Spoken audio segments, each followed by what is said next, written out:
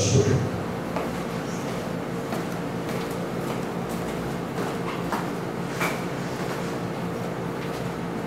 Saúdo a igreja com a graça e a paz de nosso Senhor e Salvador Jesus Cristo. Amém? Amém. Queridos, vamos abrir nossa Bíblia no Salmo 125. Pregamos no Salmo 92 ontem à noite. E hoje nós queremos meditar um pouco no Salmo 125.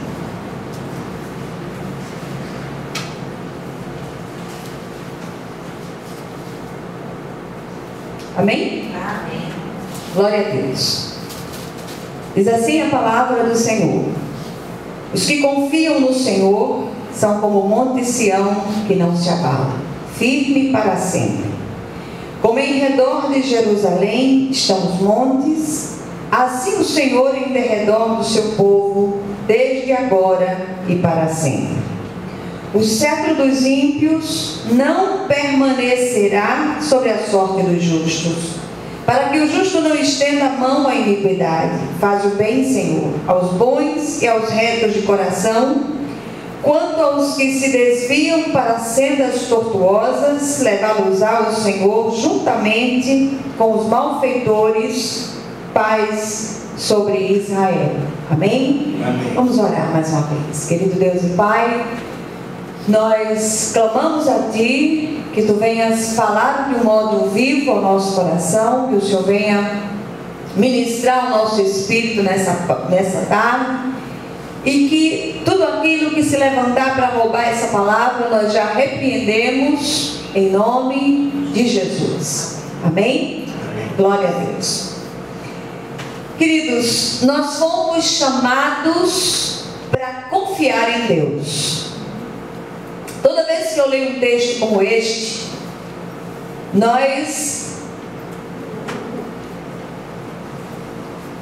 toda vez que nós vemos um texto como este, nós percebemos que há uma lacuna muito grande no meio do povo de Deus, na questão da confiança. E a gente descobre que confiança é fé mais esperança. A fé, juntamente com a esperança, ela se transforma em confiança. E eu estava ouvindo agora há pouco o testemunho de uma irmã que falava a respeito daquilo que Deus tem feito na vida dela. Essa irmã tem passado por um vale árido. Essa irmã, num curto período de tempo, perdeu um filho, jovem ainda, e alguns meses depois faleceu a sua mãe. Essa irmã é nova convertida, e o Senhor tem feito um mover tão grande nesse coração, e ela testemunhava a respeito disso, da certeza absoluta desse agir de Deus. Isso é confiança. Amém. E muitas vezes pessoas que têm anos de evangelho, uma caminhada muito longa, e não têm experimentado isso. Por que será? O que é que tem acontecido? Muitas vezes falta exatamente isso, falta essa certeza, essa firme convicção no agir de Deus, que mesmo numa tragédia, mesmo num vale árido, o Senhor ele não perdeu o controle da situação. Este salmo ele é de autoria desconhecida, mas certamente foi escrito por alguém que confiava em Deus de uma forma irrestrita. Ele é um dos cânticos de romagem que eram entoados. Esses cânticos eram entoados para que o povo de Deus não esquecesse dos grandes feitos de Deus. E esses cânticos eram entoados nos deslocamentos para Jerusalém, para a adoração, e também nas tarefas diárias, quando o povo estava ocupado nos seus afazeres diários. E esse povo cantava os grandes feitos de Deus, cantava a fidelidade de Deus, cantava os livramentos de Deus. E nós não podemos perder de vista tudo que o Senhor tem feito, tanto no passado como no presente.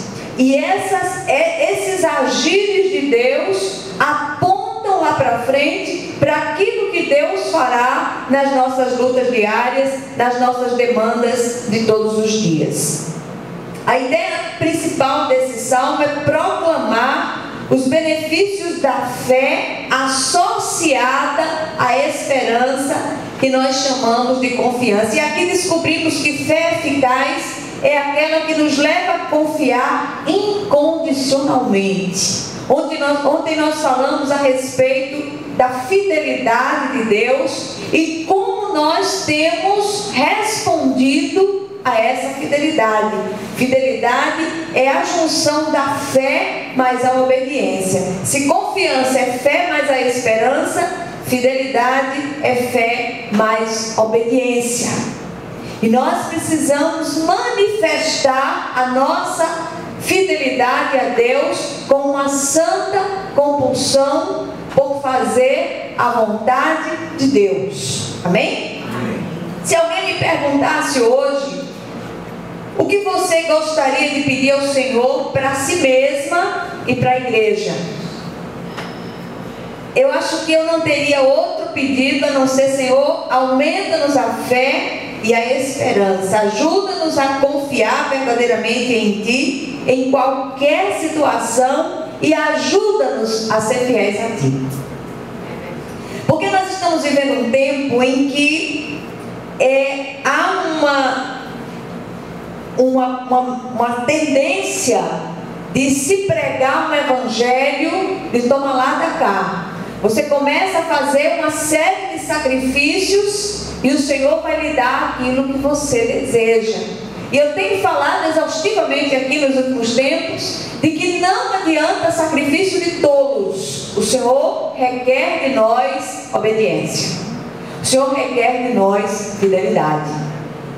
Enquanto nós não entendermos a necessidade de obedecer ao Senhor através da sua santa palavra, nós vamos ter uma vida cristã, uma vida espiritual medíocre, uma vida de salvos, mas miseravelmente infelizes, porque sacrifícios, votos e essas coisas não substituem a obediência ao Senhor. Amém? Nós temos ouvido falar a respeito da fé e sua eficácia em nossas vidas, porque sem fé é impossível agradar a Deus. Descobrimos na palavra de Deus que se a nossa fé for do tamanho minúsculo de um grão de mostarda, nós seremos capazes de mover montes que têm obstaculado as nossas vitórias. E o maior dos montes, a maior cadeia de montanhas que tem obstaculado as nossas vitórias é a desobediência. Tem jeito. Hoje se fala muito pouco em obediência, se fala muito pouco na questão do pecado, porque falar em pecado não é politicamente correto, mas pecado é pecado. E todas as vezes que nós pecamos, nós ferimos o coração de Deus, nós entristecemos o coração de Deus, e há uma outra tendência ainda de pecar de forma contumaz, não se arrepender e ir embora e tocar para frente. Não, quando nós temos o Espírito de Deus no nosso coração, nós pecamos, mas há um pesar, há um constrangimento no nosso coração, que nós paramos e nós dizemos: Senhor, olha, tem misericórdia de mim, eu pequei, ser propício a mim, pecador. É preciso que nas nossas orações diárias nós possamos dizer ao Senhor: Pai, sonda o meu coração. Tem palavras que eu gosto de uma maneira particular, como a palavra esquadrinhar, como a palavra prescrutar. Essas palavras, elas me remetem àquele exame minucioso que precisa ser feito no nosso coração. Nós precisamos diariamente ter nosso coração prescrutado, nós precisamos ter o nosso coração sondado pelo Senhor, esquadrinhado pelo Senhor, para que ali dentro Ele possa tirar de nós aquilo que não lhe agrada. Amém? Nós não podemos perder de vista as astúcias do nosso adversário, pois um de seus principais objetivos é minar a nossa confiança em Deus e em suas grandes e muito preciosas promessas. Para tal ele levanta fortalezas de dúvidas, de preocupações e inquietações em nossos corações. E essas fortalezas geram enfermidades da alma, e há muito cristão doente da alma dentro das igrejas. O que é que tem acontecido? O Senhor é o mesmo, a palavra é a mesma, Deus é fiel, o Senhor não muda. E o que é que tem acontecido? O problema está em nós. O salmo que nós vemos, ele fala dessa confiança que nós precisamos ter em Deus, essa confiança que precisa ser desenvolvida, exercitada dia após dia no Senhor. Amém? Então, quais os efeitos dessa confiança em Deus no coração daqueles que verdadeiramente a praticam? Em primeiro lugar, a confiança mantém o cristão firmado em Deus. Versículos 1 e 2 diz o seguinte: os que confiam no Senhor são como o monte Sião, que não se abala, firme para sempre. Como em redor de Jerusalém estão os montes, assim o Senhor em derredor do seu povo, desde agora e para sempre. Amém? Amém. Então, nós estamos vivendo dias que antecedem a segunda vinda de Cristo, embora muitos achem que não. Todos os sinais estão aí para mostrar isso. Jesus está às portas, verdadeiramente. Nunca se viu tanta loucura, tanta violência, tanta promiscuidade como nós temos visto nos dias de hoje. E são inúmeros os sinais que estão à nossa volta. Então, mais do que nunca, nós precisamos exercitar essa confiança viva nesse Deus vivo, nos agarrar ao Senhor e às suas grandes e muito preciosas promessas, nos pendurar nessas promessas, clamar ao Senhor para que nós sejamos inclinados à obediência e fazer a vontade soberana de Deus. Nós precisamos disso. Tem um hino antigo que nós gostamos de cantar aqui, é o 439, se eu não me engano, do nosso cenário, que é crer e observar, crer e obedecer. Nós precisamos crer e obedecer. Crer sem obedecer, se você crê e não obedece, é uma grande encrenca, porque os demônios creem e tremem, mas não obedecem. Muitas vezes tem crentes dentro das igrejas que estão ali 50 anos, 40 anos, 30 anos dentro das igrejas e a vida travada. Deus quer dar vitória, mas nós precisamos confiar em Deus, nós precisamos ser firmados em Deus. E o salmista não diz aqui que como povo de Deus devemos ser como o monte Sião, mas ele diz que somos como o monte Sião. Somos como o monte Sião, que não se abala. Se somos como o monte Sião, então vivamos como tal, firmes no Senhor e na força do seu poder. Esse olhar sobrenatural precisa ser desenvolvido por nós. Essa visão sobrenatural que, apesar de tudo, caia 1000 ao nosso lado, 10.000 à nossa direita, nós não seremos atingidos.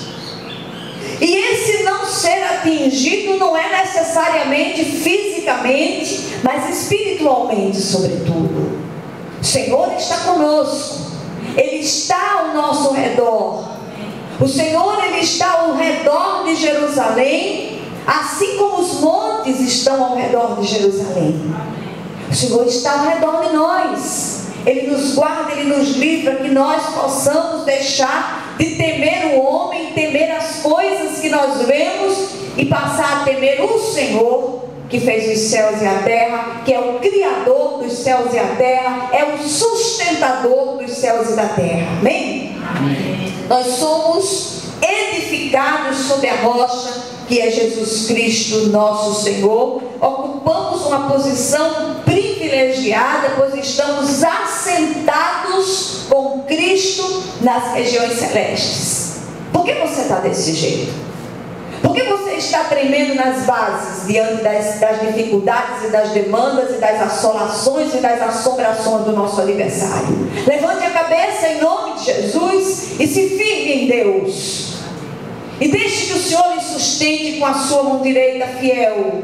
Nós permanecemos inabaláveis apenas pela fé, só pela fé.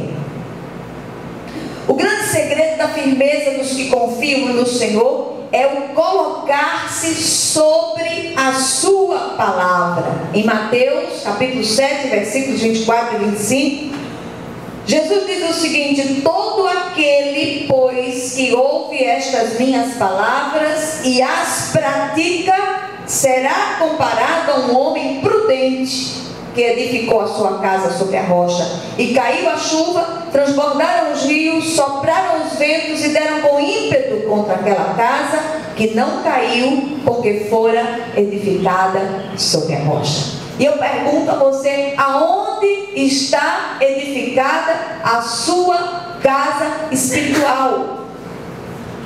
Você serve a um Deus vivo, não a um prato de papa. Em nome de Jesus, levanta a cabeça, glorifique o seu Deus e continue caminhando na força que Ele supre. A segunda coisa, o segundo efeito dessa confiança no coração daqueles que verdadeiramente praticam essa confiança, nós encontramos no versículo 3. A confiança mantém o cristão obediente. Versículo 3. O cetro dos ímpios não permanecerá sobre a sorte dos justos, para que o justo não estenda a mão à iniquidade.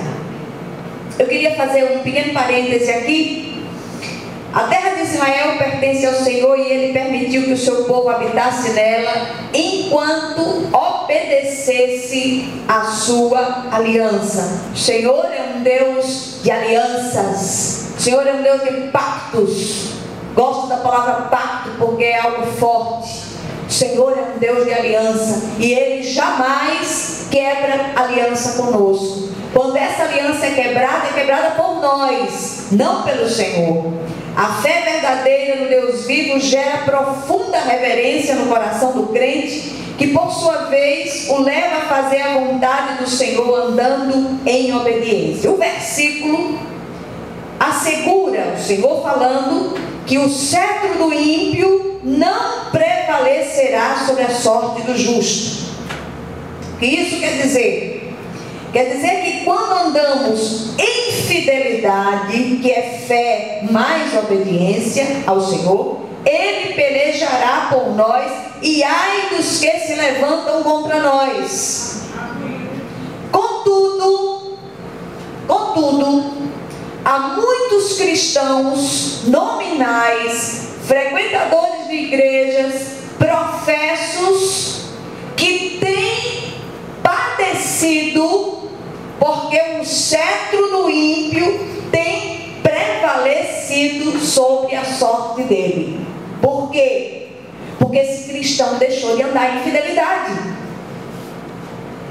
Nós, enquanto cristãos, o mundo anda por certos caminhos, o mundo faz certas coisas e é tido como normal, mas o cristão não pode fazer. E eu mencionava ontem à noite uma mensagem que eu assisti de uma pregadora do Ministério Diante do Trono, não foi, Ana Paula? E essa pregadora trouxe uma mensagem muito interessante, cujo título era: o que é que você faz quando ninguém está olhando? O que é que você faz quando ninguém está olhando? E eu tenho dito muitas vezes aqui: não sou fiscal da sua vida, mas o Espírito Santo é. Eu não estou aqui para saber por onde você anda, porque, olhe, não, porque falar com os diáconos da igreja: olha, você vai ver o que é que o irmão fulano está. Eu? De jeito nenhum. Isso é um assunto seu com o Senhor, problema seu com Deus. Cada um examine-se a si mesmo. Mas que o Senhor, Ele possa visitar nosso coração endurecido e trazer transformações em nome de Jesus. Terceiro efeito dessa confiança no coração do crente: ela mantém o cristão em oração. Versículo 4: Versículo 4 diz assim: faze o bem, Senhor, aos bons e aos retos de coração. Como está a sua vida de oração? Oração é termômetro da vida espiritual de um crente fiel. O Senhor nos ensinou a orar sem cessar e jamais esmorecer. Viver pela fé, manter os olhos fixos em Deus e descansar em suas promessas. Uma vida contínua de oração nos mantém numa santa e eficaz conspiração com o Senhor. É preciso aprender a entrar numa santa conspiração com o Espírito de Deus. Sobretudo as mulheres cujos maridos são incrédulos, os maridos estão distantes de Deus, os filhos estão distantes de Deus. Nós não pregamos para esses maridos. Eu estou até pregando para o meu, mas o meu não é ímpio, não. O meu é um servo de Deus abençoado. Amém. Mas o que eu estou dizendo, não pregue, não jogue versículo na cara do seu marido, na cara do seu filho. Não, ore. Entre na santa conspiração com o Espírito de Deus. Deixa eu ensinar uma oração a você que não fala. Marido que sai para beber, ele vai embora, não brigue com ele não, brigue não.